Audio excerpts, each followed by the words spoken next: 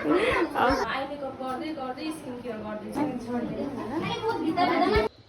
साथीहरू, आज चाहिँ हाम्रो आइयाबारीमा इन्टरनेसनल ब्युटी एकाडेमीबाट चाहिँ स्किन टेस्ट र फ्री मेकअप क्लास लिएर म्यामहरू आउनु भएको छ। सो म पनि वहीँ जाँदैछु। Hello ma'am. म पुग्दा चाहिँ आधी क्लासहरू चाहिँ सकिएको रहेछ अनि सबैजना आइसक्नु भएको रहेछ। अनि यता चाहिँ सिकाउँदै हुनुहुन्छ म्यामले।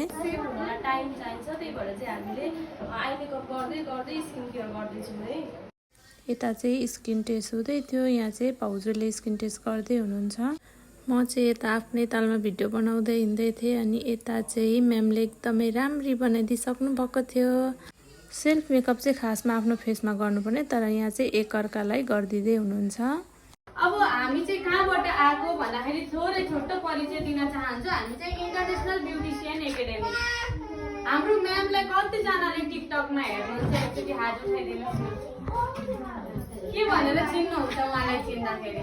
अब खास चाहिँ हजुर ब्युटिसियन भनेर चिन्नुहुन्छ। उहाँले चाहिँ एउटा सोसल वर्करदेखि लिएर सबै तपाईँहरूको जस्तो स्किनमा प्रब्लमहरू छ, के छ कुराहरू तपाईँ व्हाट्सएपमा जोइन हुनुभयो भने पनि म्यामले तपाईँहरूलाई चाहिँ मजाले नलेजहरू पनि दिनुहुन्छ।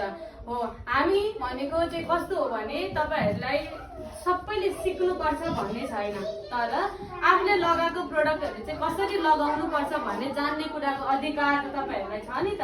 त्यो हुँदाखेरि चाहिँ त्यही प्रोडक्टहरू कसरी लगाइराख्नु भएको छ, जानेर लाउनु भएको छ कि नजानी लाउनु भएको छ कि यो कुराहरू सिकाउनको लागि चाहिँ हामीले यो प्रोग्राम गरेको।